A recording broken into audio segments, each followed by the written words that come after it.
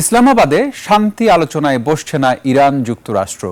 এবার ইরানের সঙ্গে শান্তি আলোচনার উদ্দেশ্যে মার্কিন প্রতিনিধি দলের পূর্ব নির্ধারিত পাকিস্তান সফর বাতিল করেছে যুক্তরাষ্ট্রের প্রেসিডেন্ট ডোনাল্ড ট্রাম্প।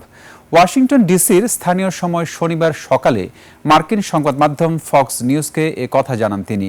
আর পাকিস্তানের প্রধানমন্ত্রী ও সেনাপ্রধান আসিম মুনিরের কাছে তেহরানের দাবি বা শর্তের আনুষ্ঠানিক তালিকা তুলে দিয়ে আগেই ইসলামাবাদ ছেড়েছেন ইরানের পররাষ্ট্রমন্ত্রী আব্বাস আরাগচি। বিস্তারিত ডেস্ক রিপোর্টে। কালার এক্সপার্ট ডার্ক স্যাপ এবং মাইল্ড অন হ্যান্ডস টেকনোলজি সমৃদ্ধ অরিক্স অ্যাডভান্স ডিটারজেন্ট পাউডার আপনার লন্ড্রি এক্সপার্ট।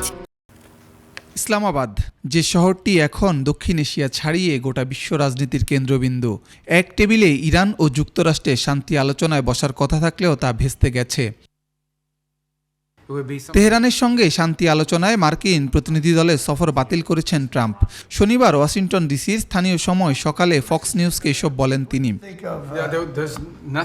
ট্রাম্প ফক্স নিউজকে বলেন, প্রতিনিধি যারা যাওয়ার প্রস্তুতি নিচ্ছিল কিছুক্ষণ আগে আমি তাদের না করে দিয়েছি। সেখানে যাওয়ার জন্য 18 ঘন্টার এই দীর্ঘ ফ্লাইট ধরার দরকার নেই। সব কার্ড এখন যুক্তরাষ্ট্রের হাতে।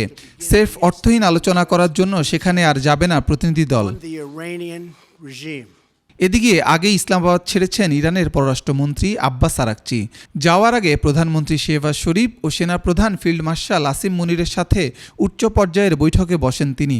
আল জাজিরার খবর অনুযায়ী যুদ্ধ বন্ধে তেহরানের দাবি সম্মিলিত একটি তালিকা পাকিস্তানের কাছে হস্তান্তর করেছেন আরাগচি।